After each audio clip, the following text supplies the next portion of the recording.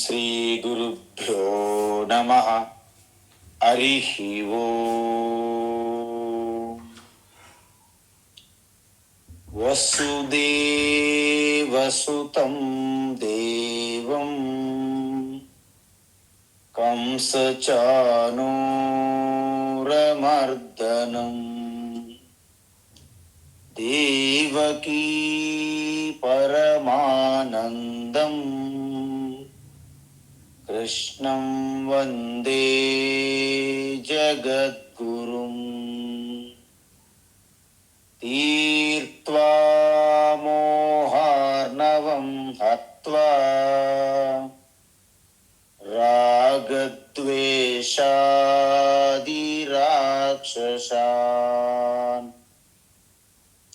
సీతా శాంతి సమాయుక్తా ఆత్మా రామో విరాజతే. ఆత్మా రామో విరాజతే. ఆత్మస్వరూప బంధుగణ,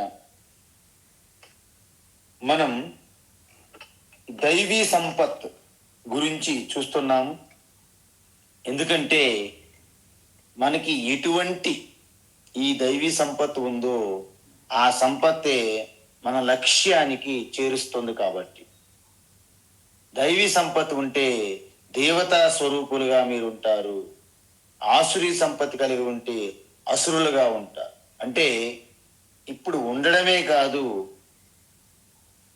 మన జీవిత పరమ లక్ష్యాన్ని సూచిస్తుంది.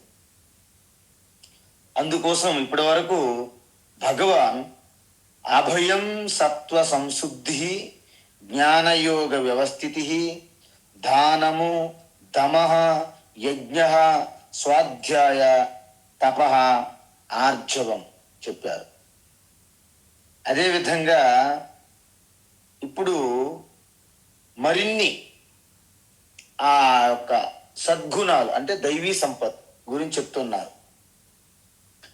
అహింసా సత్యమక్రోధః. అహింసా సత్యమక్రోధః. అహింసా సత్యమక్రోధః. త్యాగశాంతిరపైశునం. త్యాగశాంతిరపైశునం. త్యాగశాంతిరపైశునం. దయా భూతేష్వలోలుప్త్వం.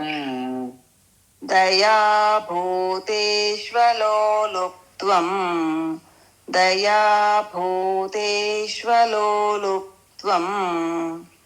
మార్దవం హ్రీరచాపలం. మార్దవం హ్రీరచాపలం. మార్దవం హ్రీరచాపలం. అహింసా సత్యమక్రోధః. త్యాగశాంతిరపైశునం. అహింసా సత్యమక్రోధః. త్యాగశాంతిరపైశునం. అహింసా సత్యమక్రోధః. త్యాగశాంతిరపైశునం. దయా భూతేష్వలోలుప్త్వం. మార్దవం హ్రీరచాపలం. దయా భూతేష్వలోలుప్త్వం. మార్దవం హ్రీరచాపలం. దయా భూతేష్వలోలుప్త్వం. మార్దవం హ్రీరచాపలం.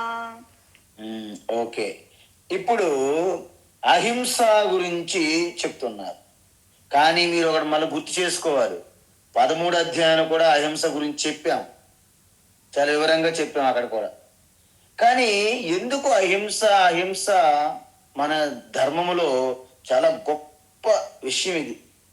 అందుకే అహింస పరమో ధర్మ అన్నారు. అసలు ధర్మంలో కల్లా పరమధర్మం ఏంటంటే అహింస. ఎందుకు అహింస అంటే యథార్థం వాస్తవం ఏమిటంటే ప్రతి అణువు సమానంగా ఒకే పరమాత్మ వాసం చేస్తున్నదంటే ఎంత ఆశ్చర్యం. మరి అన్ని రూపాల్లోనూ ఒకే పరమాత్మ ఉంటే మనం ఎలా హింస చేయగలుగుతున్నాం ఎదుటి వారిని? అంటే పరమాత్మ సమానంగానే ఉన్నది. పరమాత్మలో ఎటువంటి వ్యవహారం జరగదు, వికారాలు జరగవు. పరమాత్మను అంటి పెట్టుకుని ఉన్నటువంటి ఈ మనస్సు, బుద్ధి, ఇంద్రియములతో ఉన్నటువంటి ఉపాధి శరీరం ఉంది కదా, అది అందరికీ వేరు వేరు, అది ఒక్కటి కాదు. అందువలన ఈ చిన్న పెద్ద హెచ్చు తగ్గులు ఇవన్నీ కూడా భేదములు, భిన్న అభిప్రాయాలు ఇవన్నీ కూడా ప్రకృతిలో కలుగుతున్నాయి. అందుకే మీరు వేరు మేము వేరు అని ఈ భేదభావం కలుగుతుంది, భిన్నం. నిజానికి మనం భిన్నంగానే ఉన్నాం, కానీ విడిపోయి లేము. అంత పూసలకు దారంకి ఎలాగైతే పూసలు గుచ్చుతారో అలాగే ఉంది సృష్టి అంతా ఒక పరమాత్మను గుచ్చి ఉన్నది. అందుకే పంచభూతములు సమానంగా అందరిని కూడా పట్టి వస్తున్నాయి. సూర్య చంద్రులు ఎంత యావత్ సృష్టి అంతా కూడా అలాగ ఒక ఉపాధి లాంటిది. అంటే ఈశ్వరుడు యొక్క ఉపాధి, ఈశ్వరు యొక్క శరీరం. అందుకే విశ్వరూప శరీరం అంటారు. ఈ విధంగా అహింస అంటే ఇక్కడ 3 స్థాయిలో చెప్పాం మనం. ఎందుకు? శరీరం పరంగా కానీ, మాటలతో కానీ, మనస్సుతో కానీ కూడా హింస చేయకూడదు. ఇది ముఖ్యం ఇక్కడ అహింస అంటే. కానీ ఈ అహింసను మాత్రం మనం పూర్తిగా అర్థం చేసుకోకపోతే సమాజానికి మనకు మనమే చాలా ద్రోహం చేసుకున్నట్టు అవుతుంది. ఒకప్పుడు ఈ భారతదేశంలో విదేశాల నుండి వచ్చి అరాచక శక్తులు మనపై దాడి చేసేటప్పుడు మనవారు చాలా మంది సమయస్ఫూర్తి, కామన్ సెన్స్ లేకుండా అహింస అని చేతులు కట్టుకుని కూర్చున్నారు.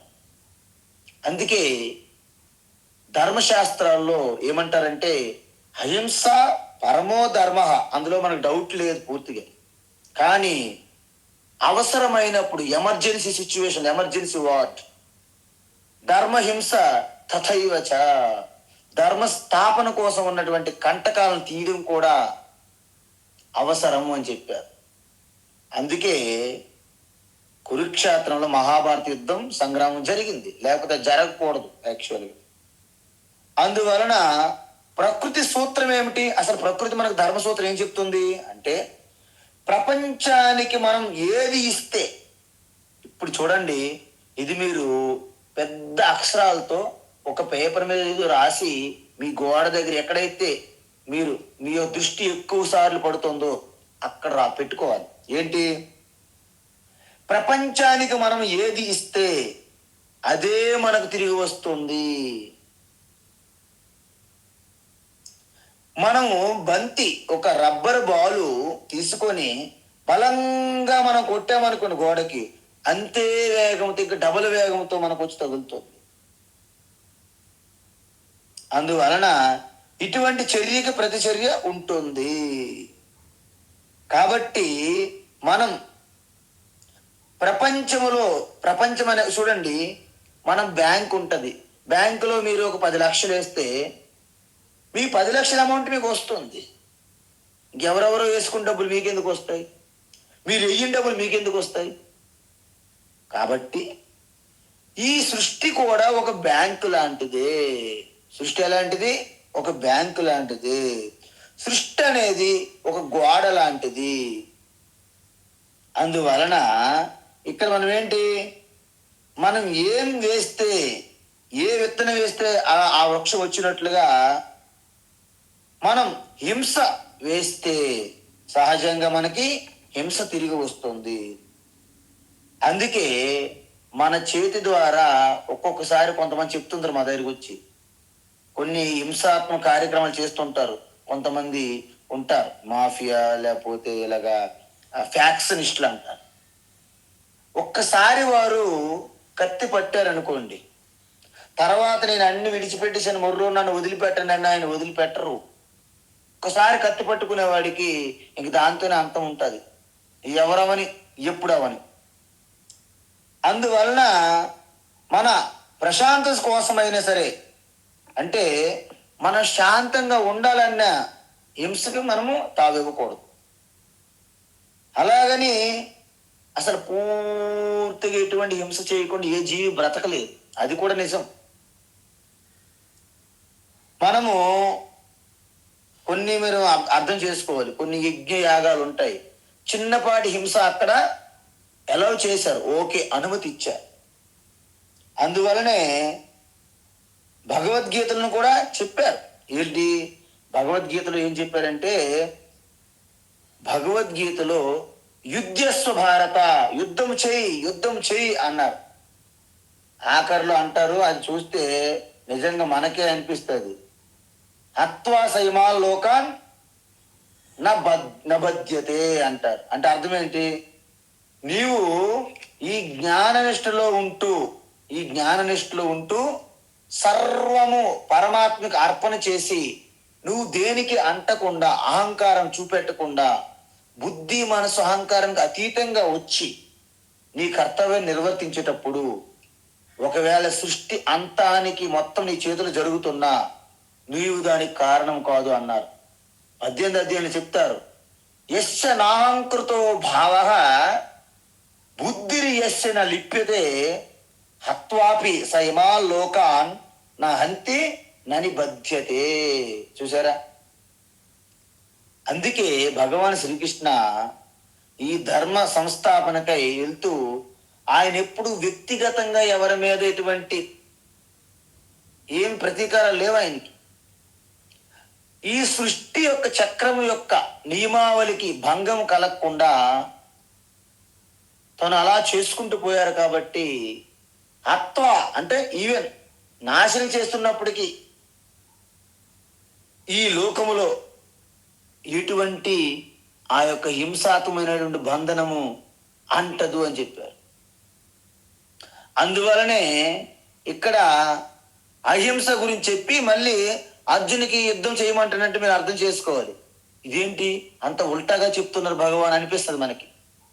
అంటే తను చెప్పింది తానే ఖండించుకుంటున్నాడా, విరుద్ధంగా చెప్తున్నారా అని మనకు అనిపిస్తుంది. కానీ ఈ సూత్రం చాలా సూక్ష్మమైనది అర్థం చేసుకోవడానికి.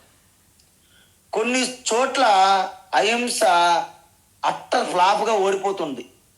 ముందే మీకు చెప్పాను, అహింసా పరులు మన చేతులు కట్టుకుంటే ఏమైంది? దేశాన్ని కొల్లగొట్టారు, విద్యా వ్యవస్థను నాశనం చేశారు, సంప్రదాయ సంస్కృతిని సర్వనాశనం చేశారు. అందువలన దుర్యోధనుడు, శిశుపాల వీళ్ళందరూ కూడా వాళ్ళకి ఇచ్చిన అవసరం ఇచ్చారు, అవకాశాలు. కానీ అక్కడ అహింస అనేది పని చేయలేదు. అందుకే సామధాన భేద దండన వరకు వెళ్ళాల్సి వస్తుంది, 4వది స్టెప్. అందువలన మనము కూడా ఏం చెయ్యాలి అంటే, ధర్మయుద్ధం చేయడం వల్ల మనకు పాపం రాదు అన్నారు అర్జునుడికి. పోనీ ధర్మయుద్ధం చేయితే పాపం రాదు, ఇంకేమవుతుంది? పుణ్యం వస్తుందని చెప్పారు. అందువల్ల అన్ని సందర్భాల్లోనే హింస పాటించాలి. కానీ కొన్ని ఎక్సెప్షన్స్ ఉంటాయి. మేజర్గా హింసే మనం పాటిస్తాం. కానీ కొన్ని ప్రతికూల అంశాలలో హింస పనిచేయదు అక్కడ. ఎందుకు? డాక్టర్ తీసుకుందాం. డాక్టర్ కనుక నేను హింస చేయను అని కూర్చున్నాను అనుకోండి, మరి సర్జరీ చేయకపోతే ప్రమాదం కదా. అందువలన డాక్టర్ సర్జరీ చేస్తే అది హింస చేసినట్టు అవ్వదు. అదే మామూలు సమయంలో ఏమైనా మీరు కట్ చేశారనుకోండి, అది హింస. కానీ డాక్టర్ చేస్తే హింస కింద రాదు అది.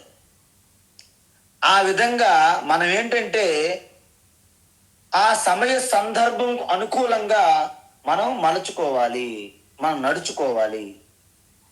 అందుకే ధర్మహింస తథా ఏవచ, అహింస పరమో ధర్మ, అందులో ఎటువంటి డౌట్ లేదు. కానీ ధర్మ సంకటములో ధర్మానికి తీవ్రమైన గ్లాని హాని కలిగేటప్పుడు అవసరమైతే హింస చేయవచ్చు అని శాస్త్రం అనుమతి ఇచ్చింది. భగవాన్ శ్రీకృష్ణ అదే చెప్తున్నారు మనకి. తరువాత సత్యం చూడండి, సత్యం అనేసరికి ప్రతి ఒక్కరికి ఇబ్బంది. ఎందుకంటే నిజం చెప్పాల అంటే సత్యం అంటే ఇక్కడ సత్యం అంటే ఒకటి అర్థం చేసుకోవాలి, అసత్యం పలకకూడదు, అది అర్థం, ముఖ్య అర్థం. సత్యం పలకడం వలన ఎవరికైనా ప్రమాదము హాని జరిగింది అనుకోండి, అలాంటి సత్యం కూడా మనము చెప్పక్కర్లేదు. కానీ అసత్యం మాత్రం పలకకూడదు. అప్పుడేం చేయాలి? సైలెన్స్, మౌనం. మౌనం వ్యాఖ్య ప్రకటిత పరబ్రహ్మతత్వం అన్నట్లుగా మీరు మౌనం వహించాల్సి. ఇంకొకటి ఏంటంటే హింస పాటించాలనే అంటే మనం ఏమంటాము, సత్యం పాటించాలంటే మనం ఏం చేస్తాము? ఎదుటి వారికి మనం సత్యం పలుకుతాం. కానీ ఎదుటి వారి సత్యం పలికేటప్పుడు ఒక్కొక్కసారి హింస జరిగే అవకాశాలు ఉంటాయి. అందువలన అసత్యం పలకూడదు, అహింస పాటించాలి. ఈ రెండు ఒకదానికొకటి ముడిపడి ఉంటాయి. ఒక్కో సందర్భంలో మీకు సత్యం చెప్పామా, అక్కడ ఏదైనా జరుగుతుంది. చిన్న ఉదాహరణ, ఒక సన్యాసి సాధు మహాత్ముడు ఒక కుటీరంలో ఉన్నారు అడవిలో. ఒక రాజ్యంలో ఒక దొంగ పడ్డారు. అనేక ఆభరణాలు దొంగిలించుకుంటూ వెళ్తున్న సమయంలో ఆ సైన్యం వెంటపడ్డారు. ఆ దొంగని వెంబడిస్తున్నారు. ఆయన తప్పించుకొని అడవిలోకి పారిపోయారు. వాళ్ళ వెనక సైన్యం కదా, విడిచిపెట్టరు కదా. వెళ్తుంటే వెళ్ళగా ఒక కుటీరం చూసి ఆ కుటీరంలో భయంతో లోపలికి వెళ్ళిపోయి దాక్కున్నాడు. అక్కడ జపం చేస్తున్నటువంటి ఆ యొక్క సాధువు ఇలా లేచి చూశాడు. ఓ, ఎందుకు వెళ్ళాడు? ఓకే.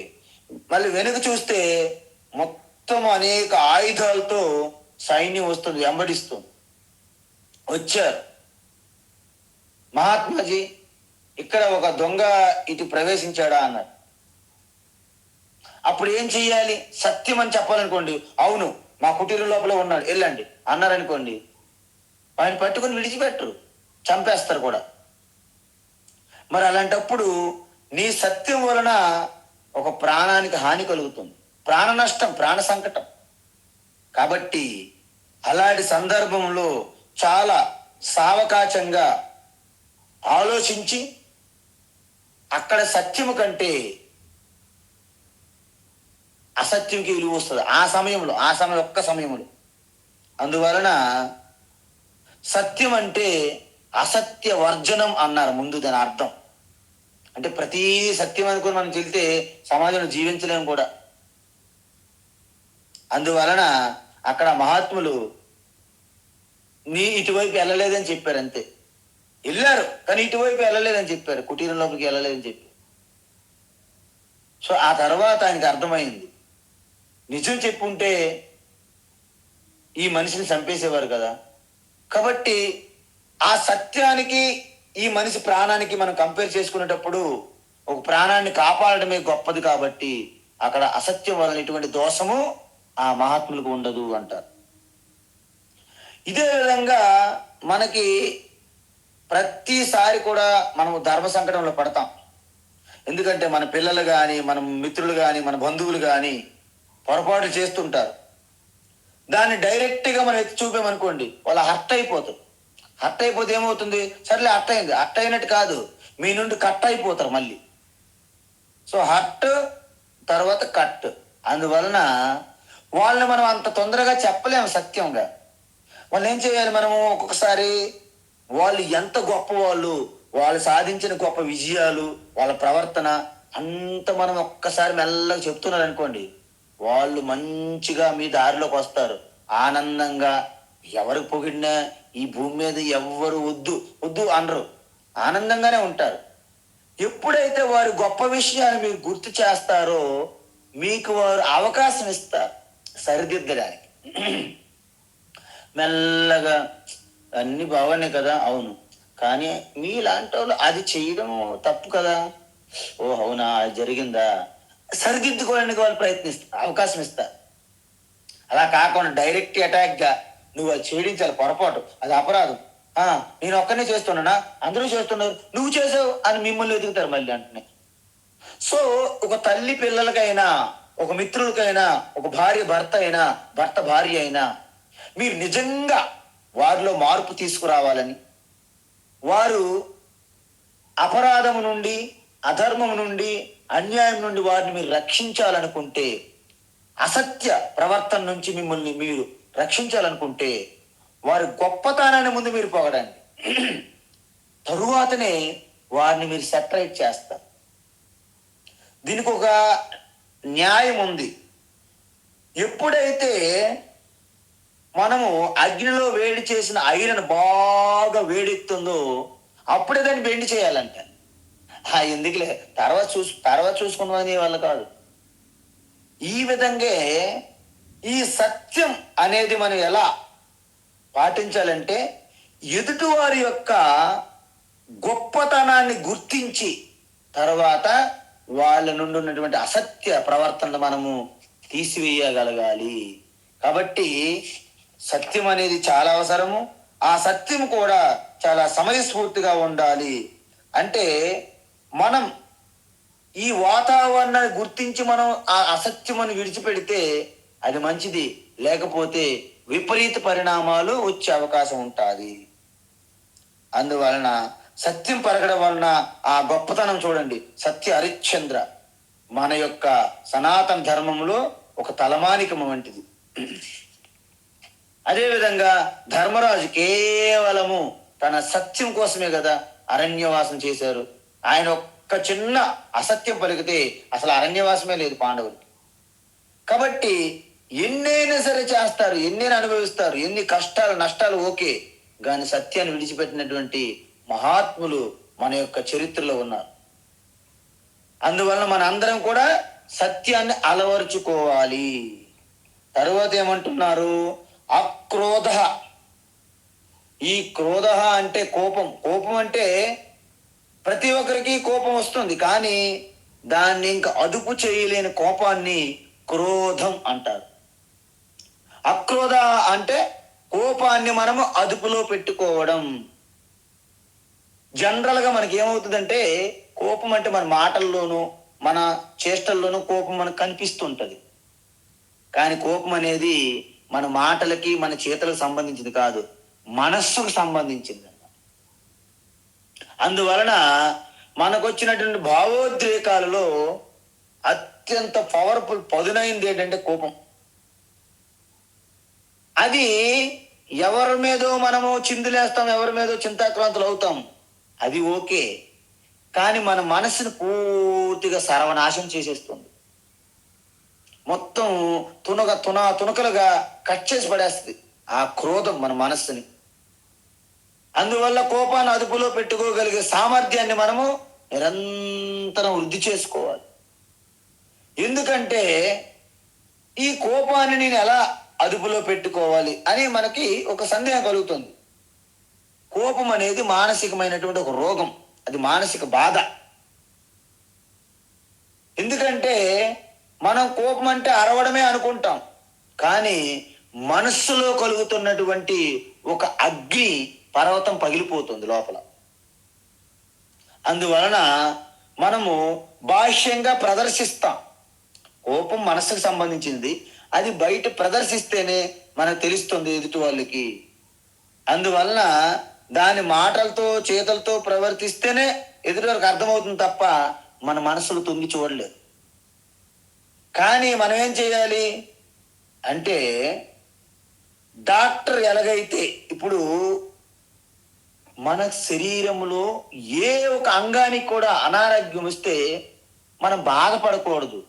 మనకు ముందు సిగ్నల్ ఇస్తున్నది, అంటే నువ్వు అలర్ట్గా ఉండు అని సిగ్నల్ చేస్తుంది. అందుకే మనకి ఎటువంటి శారీరక బాధ అయినా చాలా మంది నాకే ఎందుకు వచ్చిందని బాధపడతారు, కానీ మనం ఆనందించాలి. ఓహో, ఈశ్వరుడు నాకు ముందే సిగ్నల్స్ ఇస్తున్నారు. అందుకని భగవంతుడు మిమ్మల్ని బాధ పెట్టాలని ఏమి అనుకోరు కదండి, కానీ అది మీకు ముందుగా ఎలర్ట్ సిగ్నల్స్ అందిస్తున్నారు. అంటే నువ్వు జాగ్రత్త పడు, లేకపోతే నీ పరిస్థితి మరింత గందరగోళం అవుతుంది. ఎక్కడైనా నొప్పి వచ్చింది అనుకోండి, మనమేమొస్తూ అనుకుంటాము, ఓహో నేను ఇప్పుడు ఇంక ఇది భరించలేని నొప్పి ఉంది కాబట్టి హాస్పిటల్కి వెళ్ళాలి అని తెలియజేస్తుందా లేదా? అదేవిధంగా మనకి ఈ కోపం విషయంలో అంతే. మనం ఎప్పుడైతే ఈ లోపల అగ్ని పర్వతంలాగా ఉన్నటువంటి కోపము మనం ప్రదర్శిస్తుంటాం. కానీ కోపం వల్ల ఏమవుతుంది? ధ్యాయతో విషయాన్ పుంసః సంగస్తేషూపజాయతే సంగా సంజాయతే కామః కామాత్ క్రోధోభిజాయతే క్రోధాత్ భవతి సమ్మోహః. చూసారా? కానీ ఎప్పుడైతే ఈ కోపం మనలో కలుగుతుందో, క్రోధము, సమ్మోహ, మీ బుద్ధి మొత్తము ఈ పొగ ఎలాగైతే అగ్ని కప్పివేస్తుందో అలా కప్పివేస్తుంది. ఒక్కసారి మీ బుద్ధిని కప్పివేసింది అనుకోండి ఈ మోహము, ఈ పొగలాగా, ఇక మీకు వివేకం మరి తెలియదు, మంచి చెడులు తెలియదు, పెద్దవాళ్ళు చిన్నవారు తెలియదు. అమ్మాయితే ఏంటి, ఇరుచుకు పడతారు, తిడతారు. ఒక్కొక్క చోట్ల వినలేము, చూడలేము. తల్లిదండ్రులను కొట్టే అలాంటి అసురులు కూడా ఉన్నారు ఈ సమాజంలో. అంటే దాని అర్థం ఏంటి? ఆ సమయంలో తల్లి, తండ్రి, గురువు, పెద్దవాళ్ళు ఏం తెలియదండి. తరువాత మళ్ళీ వాళ్ళు చాలా పశ్చాత్తాపడతారు. అందువలన ఈ కోపం అనేది చాలా ప్రమాదము. మనకి ఎటువంటి విషయం కలిగినా దానికి అనేక కారణాలు ఉంటాయి, ఒక్క కారణమే ఉండదు. అయితే మనం ఆ సమయంలో కాస్త వివేకముతో, ఓర్పుతో, సహనముతో మీరు కొంత సమయం ఇస్తే మీకు సెటరైట్ అయిపోద్ది, అంత తీవ్రత ఉండదు. కోపం కూడా మనస్సుకు వచ్చే ఒక సూచన, ఇండికేట్ చేస్తుంది. చూసావా, నీ మనస్సు సరిగ్గా లేదు కాబట్టి నువ్వు అలర్ట్గా మనస్సు మీద దృష్టి పెట్టు అని చెప్పడం అన్నాడు కోపం వస్తుంటే. దేని వలన కోపం వచ్చిందో దాని కారణం తెలుసుకుంటే దానికి అనుగుణంగా మనము ఒక ఉపాయం చూడవచ్చు. అందుకే డాక్టర్ దగ్గరికి వెళ్తే మీ జబ్బుకి కారణం ముందు చూస్తాడు. ఎందుకు వచ్చింది, ఎలా వచ్చింది చూడాలి. ఇప్పుడు ఎలా నువ్వు ప్రవర్తిస్తున్నావు ఓకే, కానీ నీ రోగమునకు కారణం, మూల కారణం ఏమిటి, ఎలాగున్నదో ఈ కోపానికి కూడా ఆ మూలంలోకి వెళ్ళి మనం చూడాలి. అందువల్ల కోపాన్ని నియంత్రించడం అంటే, కోపం మనస్సు యొక్క స్థితి అని మనస్సు మీద వచ్చే సూచన తెలుసుకున్నాం కదా. అందువల్ల మనం ఏం చేస్తాము, మన బుద్ధిని వాడి ఎందువల్ల కోపం వస్తుందో అని ఒక్కసారి గుర్తించారనుకోండి, దానికి మెడిసిన్ వేస్తారు మీరు.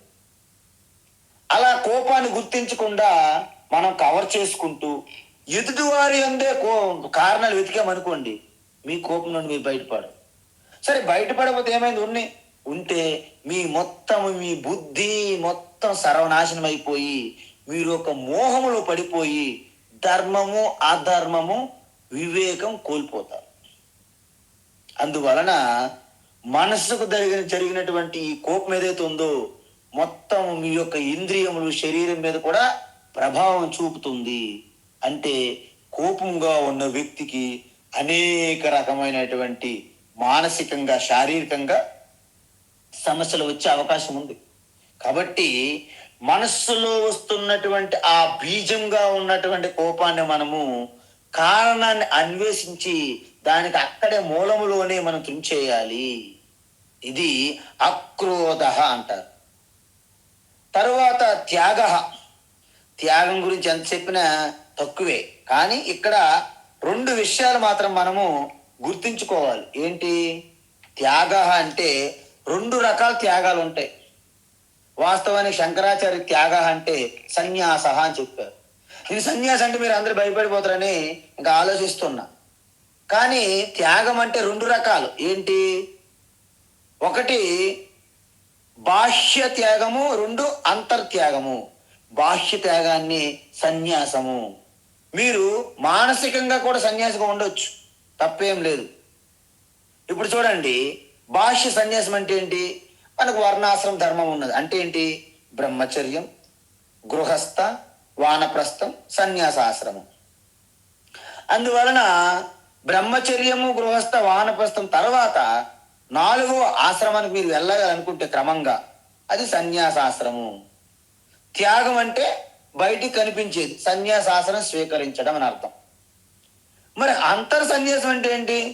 అంతర్ సన్యాసం కలగాలంటే మీకు విరక్తి కలగాలి. విరక్తి ఎందుకు కలుగుతుంది? మీరు బాగా ఈ వాతావరణాన్ని, పరిస్థితుల్ని, వ్యక్తుల్ని, సంబంధాలని, మీ అనుభవాల్ని వెంట వెంట విడిచిపెట్టకూడదు. ఒక్కసారి వాటి మీద దృష్టి పెట్టి మీరు గమనించి పరిశీలిస్తే మీకు విరక్తి వస్తుంది. ఈ సృష్టిలో విరక్తి రాని వ్యక్తి లేరంట అసలు, యాక్చువల్గా ఎవరు ఉండరంట. ఎందుకు? పరిశీలించాలి. మనం పరిశీలించాం కదా. ఒక వ్యక్తికి ఈయనకి అసలు వైరాగ్యం అనేది తెలియదని అన్నారనుకోండి, అంటే లేదని అర్థం కాదు. ఆయన విషయాలని గమనించట్లేదు. ఎక్స్పీరియన్సెస్, వ్యక్తుల్ని, వారి హావభావాల్ని, వారి ఆలోచనల్ని, వారి ఎమోషన్స్ని, వాళ్ళ థాట్స్ని, వాళ్ళ వ్యవహారాన్ని, ఈ ప్రపంచాన్ని గమనించట్లేదని అర్థం. గమనించిన వ్యక్తికి ఏం కలుగుతుంది? విరక్తి కలుగుతుంది. ఏంటి విరక్తి కలుగుతుంది?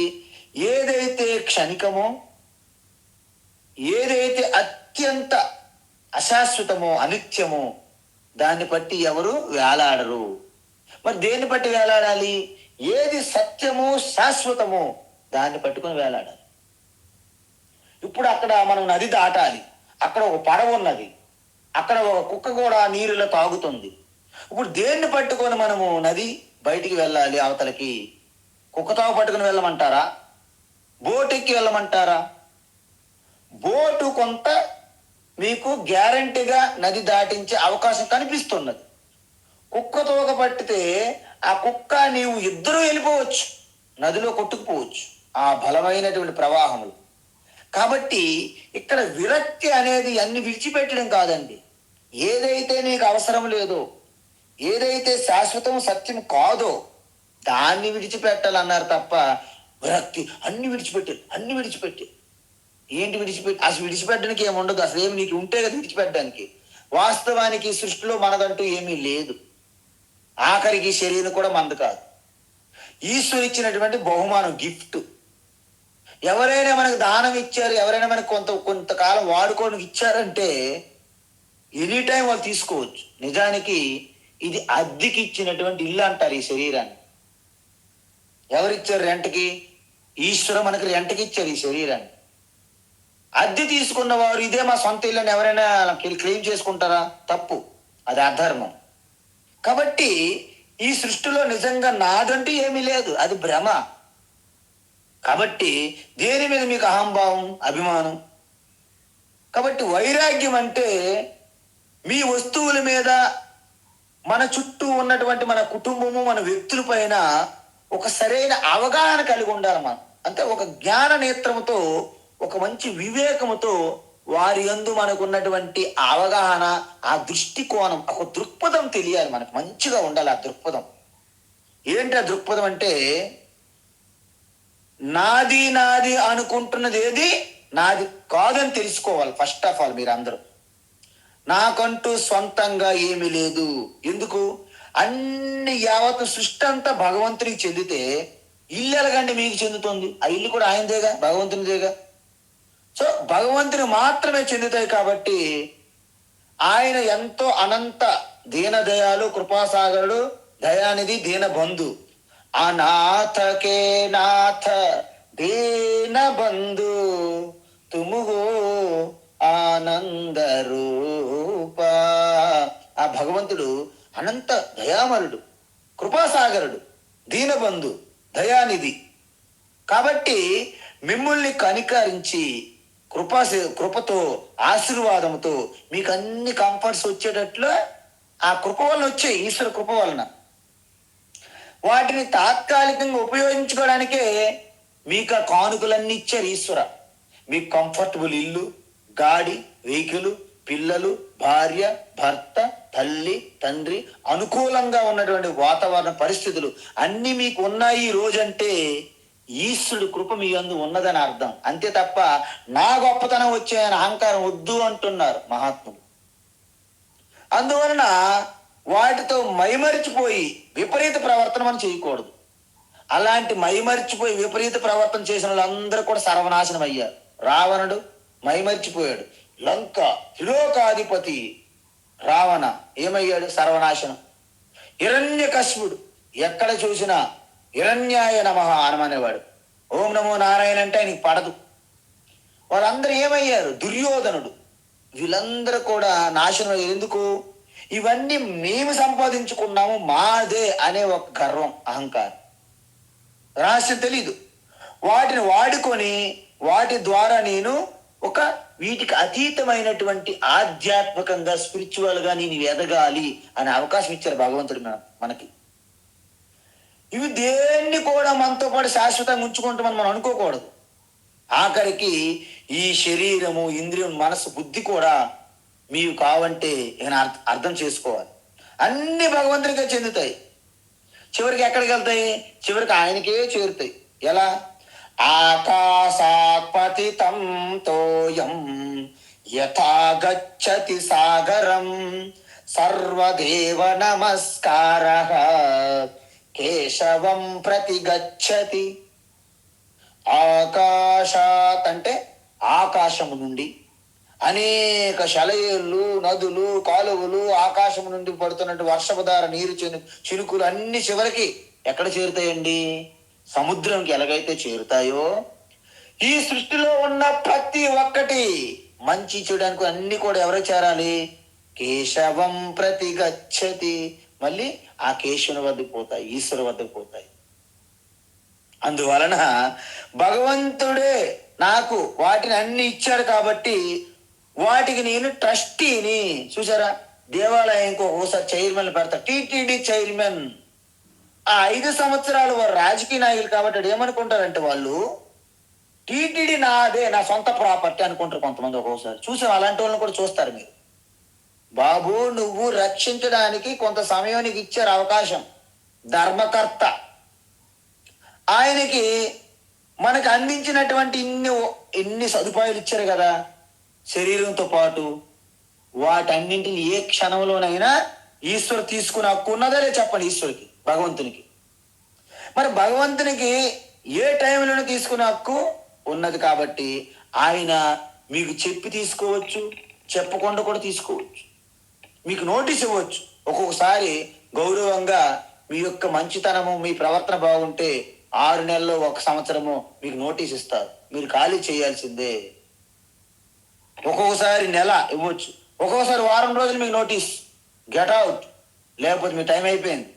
ఎలాగైతే మనం అద్దె కట్టాలని యజమాని ఎలాగైతే మనల్ని బలవంతంగా మీరేం ఖాళీ చేయండి, వద్దు మీరు ఖాళీ చేయండి అంటారో, ఆ విధంగా భగవంతుడు కూడా మనల్ని ఖాళీ చేసే అవకాశం ఉంది. కాబట్టి దీన్ని బట్టి మీకు ఏమర్థమవుతుంది? ఆయన ఎప్పుడు తీసుకోవాలనుకుంటే అప్పుడు తీసుకుంటారు. కాబట్టి మనం ఎప్పుడు కూడా ఒక ఎయిర్పోర్ట్లకు వెళ్ళేటప్పుడు, లోపలికి వెళ్ళేటప్పుడు నవ్వుతూ థ్యాంక్ యూ, స్వాగతం, వెల్కమ్, వెళ్ళిపోయేటప్పుడు thank you, bye bye, good bye అని నవ్వుతూ చెప్తుంటారు అక్కడ ఎయిర్ హోస్టెస్. అదే విధంగా మనం కూడా ఆగతే స్వాగతం కుర్యాత్ గచ్చంతం నా నివారయేత్. వచ్చిన వాడికి స్వాగతం చెప్పడము, వెళ్ళిపోయిన వాడికి bye bye, good bye, tata, good bye చెప్తుండాలి. ఇది ఈశ్వరునితో మనం ఉండవలసినటువంటి వ్యవహార శైలి. దీనిని త్యాగం అంటారు ఇక్కడ భగవాన్ శ్రీకృష్ణ. మీరు దేన్నైనా అనుభవించండి, ఇక్కడ నేను అనుభవించకూడదనేమి అక్కడ కండిషన్ లేదు. దేన్నైనా అనుభవించండి, ఆనందించండి. మీరు మంచి ఇంద్రప్రస్థంలో నగరంలో ఉండండి, మంచి భవనాల్లో ఉండండి, కారుల్లో వాడుకోండి, అన్ని వాడుకోండి. కానీ ఒక్కడ మాత్రం గుర్తుపెట్టుకోవాలి, ఏంటి? ఇవన్నీ నాకు భగవంతుడు వాడుకోవడానికి ఇచ్చారు అని గుర్తుపెట్టుకోవాలి మనం.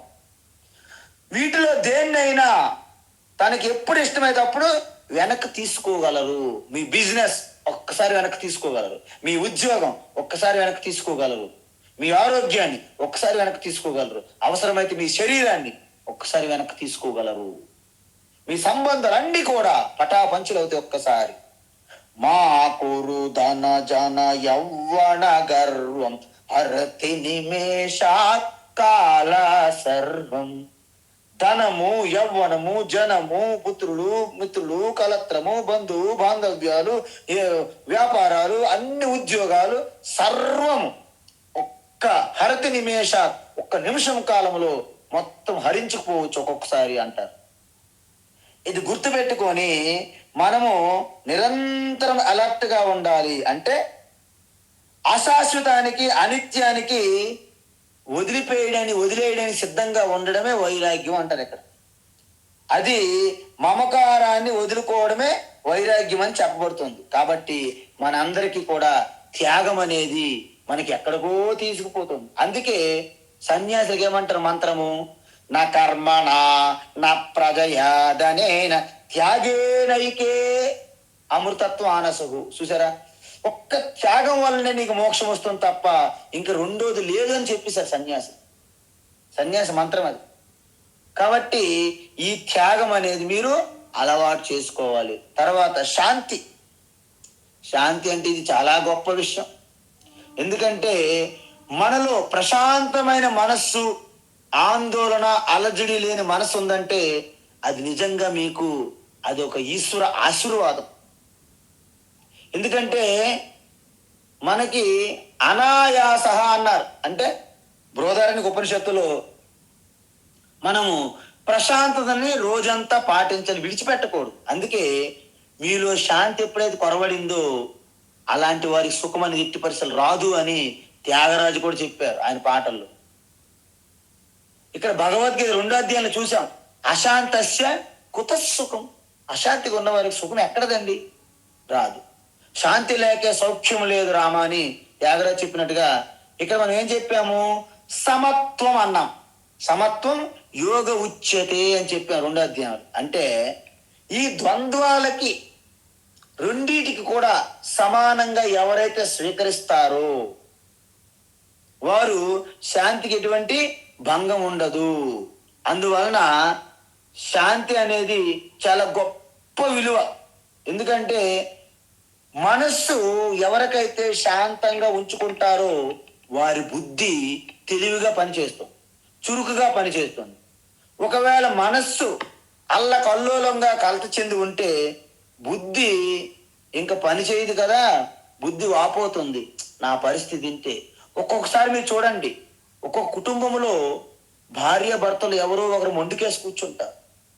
ఆ రెండో వారు ఎంత దిగాలుగా ఉంటారంటే ఏంటి నా పరిస్థితి. అలాంటి పరిస్థితి వస్తుంది మన బుద్ధికి. ఎందుకంటే మన బుద్ధి మన మనస్సు ఇల్లు నడుపుతున్నటువంటి ఒక భార్యాభర్తల మాదిరిగా ఉంటాయి. అందువలన ఒకరికి ఒకరు సహకరించుకోవాలి. అంటే రెండు కూడా అత్యంత అన్యోన్యంగా సహకారంగా ఉండాలి. ఏంటి? మనస్సు బుద్ధి. బుద్ధి అనేది చాలా వివేకంగా ఉంటే మనస్సు అనేది ఒక ఎమోషనల్ గా డామినేట్ చేస్తుంది. ఒక్కొక్కసారి మనసు డామినేట్ చేసేటప్పుడు బుద్ధి వెళ్ళకెళ్ళ పడిపోతుంది.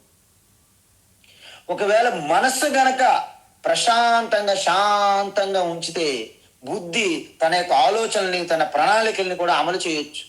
అందుకే ప్రతి ఇంట్లో కూడా స్త్రీ అత్యంత ప్రశాంతంగా ప్రసన్నంగా ఉన్న ఇల్లే ముందుకెళ్తుంది. లేకపోతే ఆ ఇంట్లో ఎంత ధనధాన్యాలు, ఎంత వ్యాపారాల కుబేరులో ఉన్నటువంటి ద్రవ్య నిధి, ధన నిధి ఉన్నా ఆ ఇంటిలో శాంతి ఉండదు. అందువలన శాంతి అనేది మీరు నిరంతరం కాపాడుకోవాలి. అంటే ఎటువంటి లాభ నష్టాలు, శీతోష సుఖ దుఃఖాలు, అన్ని ద్వంద్వాలకు కూడా కలత చెందకుండా మనోధైర్యంతో దాన్ని ఎవరైతే ఆస్వాదిస్తారో, ఎవరైతే నెట్టుకొస్తారో, ఎవరైతే ఆ యొక్క మనోధైర్యము, బుద్ధి యొక్క కుశలత, వివేకముతో వచ్చినటువంటి త్యాగముతో వచ్చినటువంటి ఆ స్థితే మనస్ప్రశాంతత. తర్వాత అపైశునం. అంటే అపైశునం అంటే ఇది చాలా కష్టం. మన స్వభావం ఏంటంటే మనం రైటు, ఎదుటివారు తప్పు అనే ఒక భావన ఉంటుంది ప్రతి ఒక్కరికి. అంటే ఎదుటివారి యందు లోపాలు ఎత్తి చూపకుండా ఉండడము పైశునం. అంటే ఎదుటివారి లోపాలన్నీ ఎత్తి చూపడం. అలాగా వారి లోపాలన్నీ ఎత్తి చూపకుండా ఉండడమే అపైశునం. శాస్త్రంలో ఏం చెప్పారండి? భగవాన్ శివ చంద్రమ అంటే చంద్రుణ్ణి అలంకారంగా భూషణంగా చూపెడతారు. విషాన్ని మాత్రము కంఠంలో దాచుకుంటారు. అంటే అర్థం ఏంటి?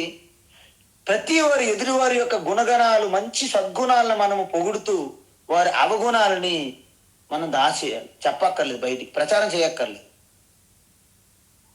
గొప్పతనాన్ని, మంచితనాన్ని గంభీరంగా చెప్పండి, చెడుని నెమ్మదిగా రహస్యంగా చెవిలో చెప్పండి, వాళ్ళు మార్చుకుంటారు. అలా కాకుండా మీరు ఉల్టాగా వెళ్తే మరింత వాళ్ళు ఆసురికి ప్రవృత్తులకు వెళ్ళిపోతారు. అందువలన ఏమంటారు, ఈ పరగుణ ప్రకటీకరణము పరదోష తిరోధానము. అంటే పరుల యొక్క మంచి గుణాలు చెప్పాలి, వారి చెడు గుణాలని మనము దాచిపెట్టాలని అర్థం. ఇది మన శాస్త్రంలో ఉంది. మనకి ప్రతి దేవీ దేవత స్వరూపంలో కూడా మనకు చూపెడుతుంటారు ఈ విషయాలు. అందువలన చెడు వినకూడదు, చెడు కనకూడదు, చెడు చెప్పకూడదు. ఈ 3 కోతులు గాంధీ అని మనం వినుంటాం ఈ పాటి. అందువలన మనం ఎదుటివారి గుణాలని ప్రచారం చేసుకొని వారిపై నిందలు అనేకం చేసుకుంటే అది చివరికి మీకు వచ్చి తగులుతుంది, ఈ బంతి గోడ కొట్టినట్టు. కాబట్టి పరనింద అనేది చాలా ప్రమాదము. తర్వాత దయాభూతేషు. చూడండి, దయ అంటే ఆ కారుణ్యత. అంటే మీ హృదయములో ఎవరికైతే కరుణతో నిండిపోతుందో వారు సహజంగానే దయాభావం కలుగుతుంది. అందువలన భూతేష్ అంటే తోటి మానవులే కాదు, సకల ప్రాణులు అని చెప్పారు ఇక్కడ. అందువలన ప్రతి ప్రాణి యందు కూడా మనము అత్యంత ఆ దయా జాలి కలిగి ఉండాలి. ఇంతకుముందు చెప్పాను నేను ఒకసారి, ఒక సాధు మహాత్ముడు నదీ స్నానం చేసుకుని వస్తేటప్పుడు ఒక తేలు ఈ నీటిలో పడి కొట్టుకుంటుంది, చాలా బాధపడుతుంది. తనని ఇలా రక్షించాలని తీస్తే తనకి ఒక్క కాటు వేసింది ఆ చేతికి. చాలా చాలా నొప్పి, బాధ. విడిచిపెట్టాడు, మళ్ళీ నీటిలో పోతుంది. మళ్ళీ రక్షించడానికి ప్రయత్నించాడు, మళ్ళీ కాటు వేసింది. ఎందుకు అంటే పక్కన ఉన్నటువంటి బ్రహ్మచారి అడుగుతున్నాడు, గురువు గారిని నిందిస్తున్నాడు, మీరు ఇలాగా ఆ తేలుని రక్షించడం అనేది తెలివి తక్కువ మూర్ఖత్వము అంటారు. సాధు మహాత్మ అంటారు, నేను ప్రతి ప్రాణి ఆపదలో, కష్టాల్లో, బాధలో ఉండేటప్పుడు దాన్ని రక్షించాలనే స్వభావం నా యొక్క సహజంగా ఉన్న స్వభావము. మరి దానికి ఏది తగిలినా దాన్ని కాటు వేయడం అనేది తేలు స్వభావము. ఎవరి స్వభావం విడిచిపెట్టరు అంత తొందరగా. అందువలన నా స్వభావాన్ని నేను విడిచిపెట్టలేను, కాటు వేసే స్వభావం తేలు విడిచిపెట్టదు. దీనిలో మూర్ఖత్వం ఎక్కడ ఉన్నదని గురువు గారు ప్రశ్నించారు. ఆ విధంగా ఇక్కడ దయ అంటే ఎవరి హృదయములో ఆ కరుణ ప్రేమ నిండిపోతుందో వారు చేసే ప్రతి పని దయా జాలితో కూడి ఉంటుంది. అది ప్రమాణం అన్నమాట. అందుకే మనము అన్ని ప్రాణులు కూడా నేనే అయి ఉన్నాను, దాంట్లో వాసన ఎవరు చేస్తున్నారు, నేను, నిజానికి నేనే ఆత్మయే. కాబట్టి ఇటువంటి భావం చూస్తే అప్పుడు ఎవరికి కూడా ఎటువంటి హాని మనం చెయ్యలేము. ఎందుకు, సకల ప్రాణుల్లోనూ ఆ విష్ణు వాసం చేస్తున్నాడు, శివ శాంతి స్వరూపంగా, ఆ దేవి శక్తి స్వరూపంగా ఉన్నది. కాబట్టి ఎవరిని హాని చేయలేము, అందరికీ దయా జాలితోనే ఉంటాము. అలోలుప్తం అంటే ఇంద్రియ విషయ వస్తువులని ఎదురుగా ఉన్నా కూడా వాటికి ఆకర్షణ కాకూడదు. అంటే ఏంటి, లోలుప్తం అంటే ఆ లాలస లంపట. వీళ్ళంతా విషయలోలుడండి, వీళ్ళు విషయలోలులండి అంటారు మనోళ్ళు. అంటే ఇంకా అదే ధ్యానం అనమాట, విషయాల మీద, విషయ వస్తువుల పైన, వేరు వేరు గాసిప్స్ మీద, ఏవైనా సరే.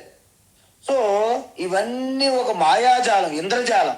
కాబట్టి మనం వాటికి బానిసలుగా మారకుండా ఆ నిగ్రహంతో మనం ఉండాలి, ఇంద్రియ నిగ్రహంతో. సో ఈ విధంగా మనకి అనేక వస్తువులు, వ్యక్తులు, సంబంధాలు, అధికారాలు, బాంధవ్యాలు, ఇవన్నీ వ్యాపారాలు, ఉద్యోగాలు, ఈ రకరకాల మనకి ఆకర్షణకు గురి చేస్తాయి. ప్రమోషన్ ఇస్తే బాగుండు, ఎదుటిని తొక్కేసైనా మనకు ప్రమోషన్ కావాలి, అధికారంలో రావాలి, ఎదుటివారిని తొక్కేనా మనకు అధికారంలో రావాలి, ధనవంతులు కావాలి, ఎదుటివారిని తొక్కేనా మనం ధనవంతులు కావాలి. ఇవన్నీ ఉంటాయి, ఎక్కడికి వెళ్ళినా వదలవు. కాబట్టి ఈ లాలస లంపట అనేది చాలా ప్రమాదం. కాబట్టి అటువంటి ప్రలోభాలు ఎదురుగా ఉన్నప్పుడు కూడా వాటికి లొంగకుండా ఆత్మ నిగ్రహంతో ఎవరైతే ఉంటారో దాన్ని అలోలుప్త్వం అంటారు. అంటే ఆత్మ నిగ్రహం అంటే ఏంటి, ఇంద్రియము మనస్సు రెండు కూడా కట్టడి చేసుకుని ఉండాలి. ఎక్కడ పడితే అక్కడ ఫ్రీగా వదిలేయకూడదు. స్వామి చిన్మయానంద అంటారు, ఏది చూస్తే అది చూడాలని, ఏది వింటే అదే వినాలని, రుచి, వాసన, స్పర్శ అన్ని. అంటే మీకు ఎటువంటి కంట్రోల్ లేకపోతే మన మనస్సు, మన ఇంద్రియములు పబ్లిక్ టాయిలెట్ లాగా అయిపోతాయని చెప్తారు స్వామి చిన్మయ్య. చూడండి, మన ఇంట్లో ఉన్నటువంటి వాష్రూమ్ టాయిలెట్ ఎంత శుభ్రంగా చేసుకుంటామో, అక్కడ పబ్లిక్ శౌచాలయం ఇక వెళ్ళలేం. మరి అంటే పబ్లిక్ శౌచాలయం అంటే మీరు వెళ్ళొద్దు అని అర్థం. ఇంక వెళ్ళలేము ఆ లోపలికి. అలా తయారు చేయకూడదు. పబ్లిక్ యాక్సెస్, దానికి కంట్రోల్ పెట్టాల. సో ఈ విధంగా అలోలుప్తం చాలా గొప్ప వాల్యూ. తర్వాత మార్దవం, చూసారా? మార్దవం అంటే మృదు స్వభావం అని అర్థం. అంటే మార్దవం అంటే మర్యాదస్తులు, మర్యాద రామన్ అంటారు చూసారా? అందుకే శ్రీరామచంద్రుల్లో ఉన్నటువంటి మర్యాద ఈ సృష్టికే తలమానికం. మర్యాద పురుషోత్తమ రామచంద్ర అంటారు. అంటే దురుసుగా మాట్లాడడం అనేది మన వల్ల కాదు. మీరు ఎంత వాళ్ళు నిందించినా ఏం చేసినా వాళ్ళు మీతో అంత కాఠిన్యంగా మాట్లాడలేరు. కొంతమంది అంత మృదు స్వభావం. ఆ అమ్మగారిని చూస్తేనే మనకి నిజంగా మనలో ఎంత కఠినంగా ఉన్నా ఆ అమ్మగారితో మాట్లాడుతున్నా ఆవిడ ప్రెజెన్స్ లో మన కాఠిన్యము తగ్గుతుంది, కఠినత్వం.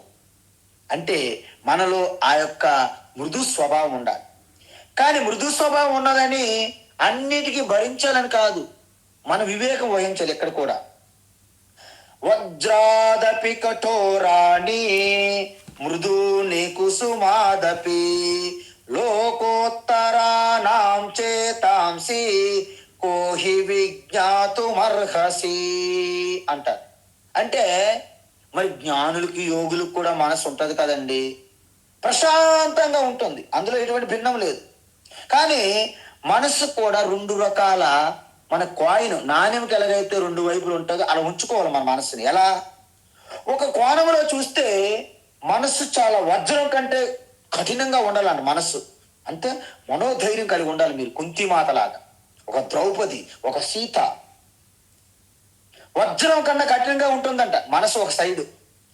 ఇంకో కోణంలో చూస్తే వెన్న కంటే మెత్తగా ఉంటుందంట. అర్థమవుతుందా? ఇంకో కోణంలో చూస్తే వెన్న కంటే మెత్తగా ఉంటుంది. కాబట్టి అంటే అర్థం ఏంటి? మీ మనస్సు అత్యంత ప్రేమతో కుసుమాకర, అలా అప్పుడే పుష్పం వికసిస్తున్నటువంటి ఆ కోమలంగా ఉంటది మనస్సు ఒకవైపు. ఇంకో వైపు ఒక్కొక్కసారి జ్ఞానుల్ని ఎంతమంది నిందించినా, అవసరమైతే కొట్టినా వాళ్ళు మనస్సు ఆ మనోధైర్యాన్ని విడిచిపెట్టరు. అది ఒక రాయి వలె తయారై ఉంటుంది వాళ్ళ మనస్సు. అత్యంత క్లిష్ట పరిస్థితినైనా వాళ్ళు ఎదుర్కొంటారు. చెక్కు చెదరకుండా మనస్సు ఉంటుంది. మనం కూడా ఈ మృదు స్వభావము ఆ యొక్క సమయ ఓచనంగా, ఒక సమయ స్ఫూర్తిగా మీరు మెలగాలి. ఇక లాస్ట్కి రీహి అంటే మీకు మీ అందరికీ తెలుసు, వీళ్ళకి కనీసం కనీసం ఇది లేదండి, అసలు సిగ్గుపడట్లేదు, ఎలా డాన్స్ వేస్తున్నది, ఎలా మాట్లాడుతుంది, పెద్దవారితో అలాగే మాట్లాడతారా అంటారు మన వాళ్ళు, మన పెద్దవాళ్ళు. అంటే మనలో ఒక సభ్య సంస్కారం ఉన్నది. మనం విచ్చలవిడిగా కొన్ని ప్రదేశాలు చెయ్యం, కొంతమంది ముందు అలా చెయ్యం. అంటే మనలో ఒక చెడు గాని, ఒక అధర్మం గాని, అన్యాయం చేయడానికి చాలా బాధపడిపోతాం, వెనకాడుతాం. దాన్ని హ్రీహి అంటారు. అంటే సిగ్గుపడడం, చెడు చేయడానికి చాలా సిగ్గు. ఏమండి ఇంత గొప్ప కులములోంచి పుట్టారు, ఇలాంటి చేయడానికి సిగ్గు లేదు అంటారు మనకి. అంటే నీకు రీ లేదు అని అర్థం. రీ అంటే అమ్మవారి శక్తి. రీ అంటే లజ్జ. అంటే ఏంటి? లలిత శాసనంలో ఏమంటారు? లాస్య ప్రియా లయకరీ లజ్జారంబాది వందిత మిథ్యా జగదధిష్టాన ముక్తిదా ముక్తి రూపిణి. లాస్య ప్రియా లయకరీ లజ్జారంబాది వందిత. ఆ లజ్జ అనేది ప్రతి మనిషికి ఉండాలి. అని మొహమాట పడతారంట చూసారా? తినండి అంటే ఏంటి, ఫస్ట్ మొదటిసారి ఇంటికి వచ్చారు తినండి అంటే కుంభకాలంలో ఒకటే బ్యాటింగ్ చేయలేం కదా, కొంచెం మొహమాట పడుతుంటారు. ఎందుకంటే అలవాటు పడాలి ఫస్ట్. అదేవిధంగా మాట్లాడేటప్పుడు కూడా మితంగా మాట్లాడతారు, మృదువుగా మాట్లాడతారు, హితంగా మాట్లాడాలి, ప్రియంగా మాట్లాడాలి, సత్యంగా మాట్లాడాలి. ఇదంతా కూడా మనలో ఉన్నటువంటి హ్రీ తెలియజేస్తుంది. అందువలన మనము సిగ్గుపడడం కూడా ఒక ఆరోగ్యకరంగా సిగ్గుపడాలి. మరి సిగ్గేస్తుందని ఇంక దేనికి ముందుకు రావాలి, అది ప్రమాదమే. అందువలన మన మనస్తత్వం ఏంటంటే చెడు పనులు చేయడానికి మనము ఎప్పుడు ముందుకు రాకూడదు. ఈ విధంగా ఇది ఆరోగ్యకరంగా, అందువలన ఈ అనే లక్ష్యాన్ని పెంపొందించుకోవాలని భగవాన్ చెప్తున్నారు. ఇక లాస్ట్ బట్ నాట్ లీస్ట్ అచాపలం. అచాపలం అంటే ఏంటి? చపలం అంటే శరీరం పరంగా మనకి ఒక్క కుదుటుగా ఉండరు చాలా మంది. చలనత్వం అనేది మనస్సు యొక్క లక్షణం, కానీ మనం ఎక్కడ చూస్తాము? శరీరంలో చూస్తుంటాం. మనస్సు అస్సలు నిశ్చలంగా లేకపోతే శరీరం కూడా నిశ్చలంగా ఉండదు. అందుకే మనం ఏమన్నాము? నిటారుగా కూర్చోండి అంటాం మనం ధ్యానంలో. అంటే మనస్సు శరీరం రెండు అవినాభావ సంబంధం. మనస్సు అంటే ఏంటి? శరీరం యొక్క సూక్ష్మ అవస్థని మనస్సు అంటారు. మరి శరీరం అంటే ఏంటి? మనస్సు యొక్క స్థూల అవస్థని శరీరం అంటారు. కాబట్టి రెండు కూడా కలిసే పని చేస్తాయి.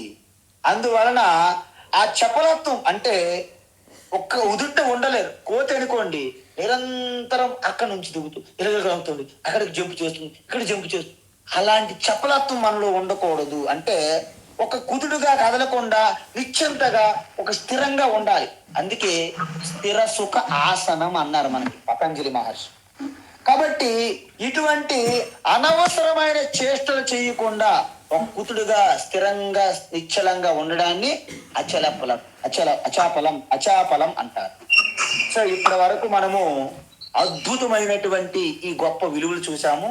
రేపు ఈ దైవీ సంపత్తిని ముగిస్తూ ఆసురీ సంపత్తిలోకి మనము ప్రవేశిద్దాం. హరి ఓం తత్సత్. సర్వం శ్రీకృష్ణార్పణమస్తు.